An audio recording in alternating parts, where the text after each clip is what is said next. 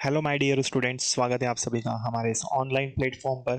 और दोस्तों, आज की क्लास बहुत ही बेहतरीन होने वाली है क्योंकि इस क्लास में हम पढ़ने वाले हैं फ्यूचर कंटिन्यूअस टेंस को। जी हाँ, तो अभी तक की क्लासेस में हमने बहुत सारे टेंसेस लगभग लगभग कवर कर लिए हैं और फ्यूचर कंटिन्यूअस टेंस की आज की ये हमारी क्लास रहेगी।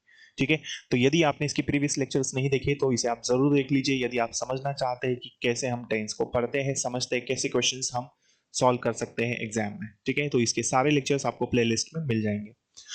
तो हमने पिछली क्लास में फ्यूचर इंडेफिनिट टेंस पढ़ा था और आज हम पढ़ने वाले हैं future continuous tense. Future continuous tense क्या होता है? जिसमें कोई काम भविष्य में हो रहा होगा, है ना।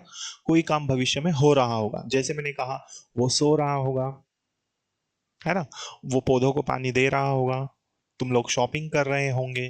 तो इस तरह के सेंटेंसेस आते हैं फ्यूचर कंटिन्यूअस टेंस में। देखिए, तो सबसे पहले सिंपल सेंटेंस क्या होता है, इसको हम कैसे बना सकते हैं, ये चीज हम अभी पढ़ रहे हैं। देखिए, तो सिंपल सेंटेंस का मतलब होता है अफर्मेटिव सेंटेंस।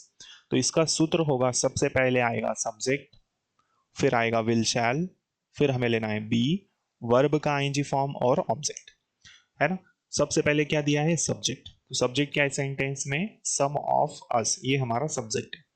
फिर हमें लेना है विल, इसके बाद ये बी लिया हमने, वेट, और वेटिंग में आईएनजी लगा दिया तो क्या बना? वेटिंग।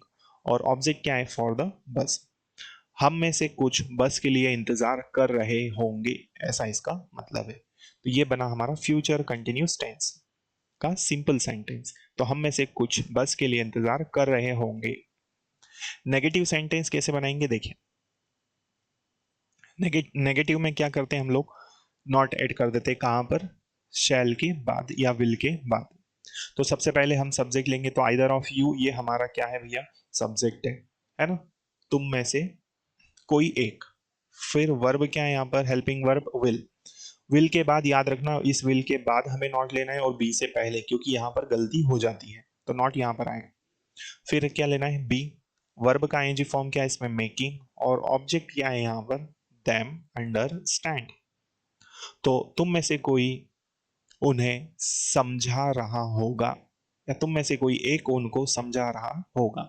ये बना हमारा नेगेटिव सेंटेंस।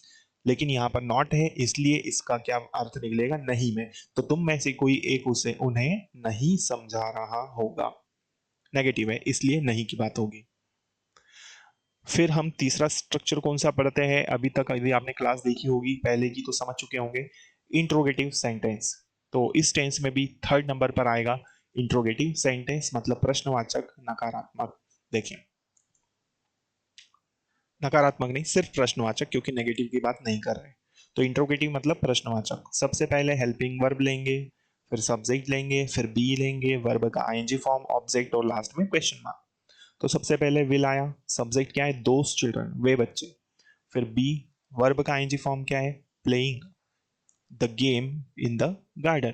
और लास्ट में क्वेश्चन मार्क, क्या वे बच्चे गार्डन में, बगीचे में गेम खेल रहे होंगे या खेल खेल रहे होंगे। फ्यूचर कंटिन्यूस टेंस का इंट्रोगेटिव क्वेश्चन किया जा रहा है। नेक्स्ट नेक्स्ट आता है हमारा फोर्थ नंबर का सेंटेंस, जिसे हम कहते हैं इंट्रोगेटिव नेगेटिव, प्रश्नवाचक नकारात्मक। देखें,